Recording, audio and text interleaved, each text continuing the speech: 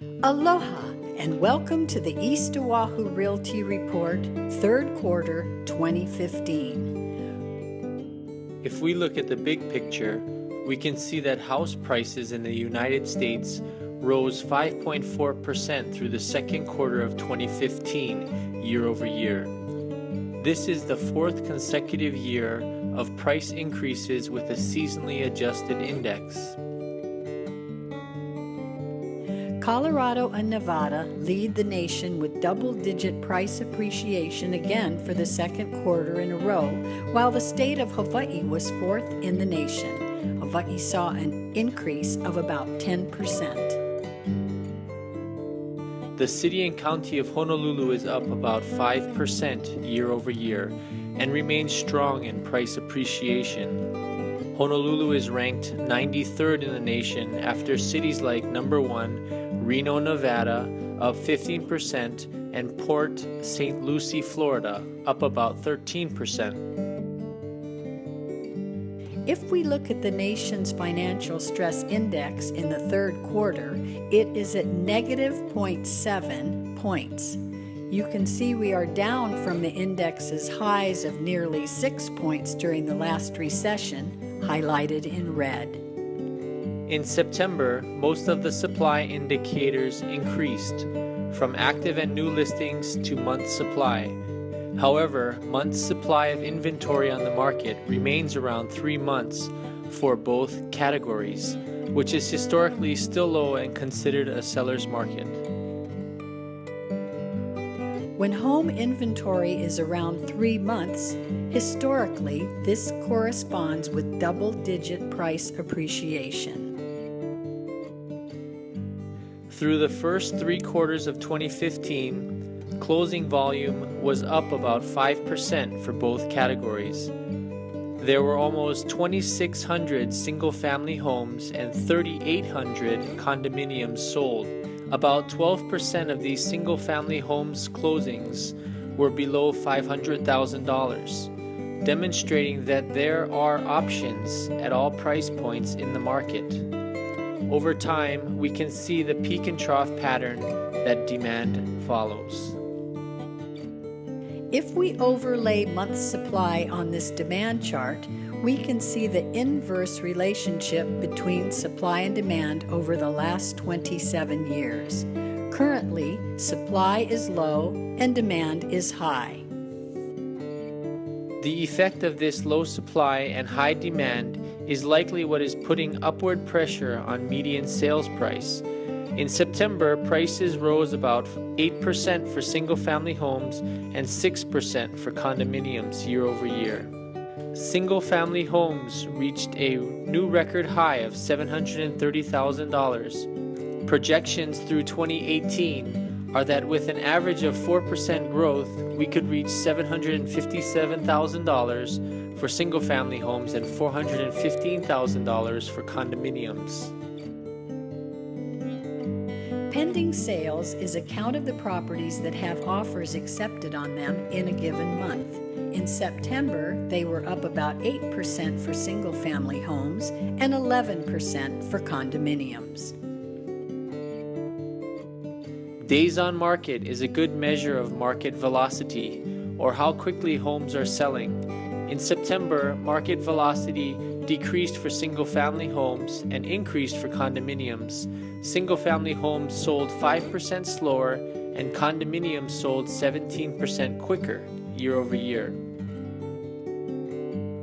In September of 2015, homeowners realized about 99% of their asking price, which is up about 2% for both categories. Looking at Honolulu's employment by sector over the last 4 years, we see government, education, and healthcare employment remaining firm. Hospitality and professional services are turning up, while trade and transport, financial, and construction employment are stabilizing. In this chart, we can see the amount of real estate loans relative to total bank assets over the last 40 years. This indicates bank exposure to real estate purchases. Too low of a number is negative, and too high can indicate a bubble. We are currently at 25%. This is off 10% from the ratio's high of 35% in the peak of the market in 2006. The line in the graph represents an index that tracks Hawaii's economic activity. We can see the last 5 U.S. recessions highlighted in red. Since the spring of 2010, the index has recovered 16.71 points. Visitor days topped 53 million through August 2015. This was up about 4% compared to the same period last year. In September, visitor arrivals were up 3.11% year over year. In the first 8 months of 2015, visitor spending topped $10.2 billion. This is up 3.1% year over year. In summary, for the third quarter of 2015, prices were up for both categories, and supply remains low. Market velocity is around 21 days for both categories. And lastly, there was a continued stabilizing of Hawaii's economy. The neighborhood of the quarter is Hawaii Kai single-family homes. Demand is up. There have been 151 closed sales through the third quarter. This is an increase of 14%. Supply did decrease slightly by 1% to 217 new listings.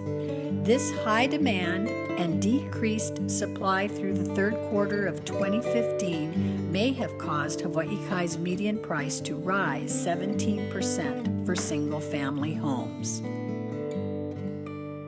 If we look at Hawaii Kai single-family homes using the seasonal buying patterns chart, we can see that over the past 3 years, the most closings of 239 have occurred between the months of June through September. If we assume an average closing time of 45 to 60 days, these units went into escrow during the selling season of May to August. Therefore, May through August would be the best time period to list a single-family home in Hawaii Kai. Conversely, by the same logic, a buyer could expect the lowest competition in the months of December and January. If we look at the pond analysis for Hawaii Kai in the past 6 months, we can see that on average, 28 new listings entered the market each month. The listings are exiting the pond or being sold at a lower rate than they are coming in at 22.5 per month. With 94 listings currently on the market, there are 4.2 months of inventory on the market. Given these different rates of ingress and egress to the pond and our current inventory, sellers have about a 23.9% chance of selling each month. These numbers earn Hawaii Kai single-family homes the neighborhood of the quarter. With the help of a proven professional, you can navigate this often confusing and difficult process with ease. When you work with East Oahu Realty, you work with a team of knowledgeable and experienced professionals equipped with special expertise. Thank you for watching, and until next quarter, aloha. It's not quite the same as the ocean blue. And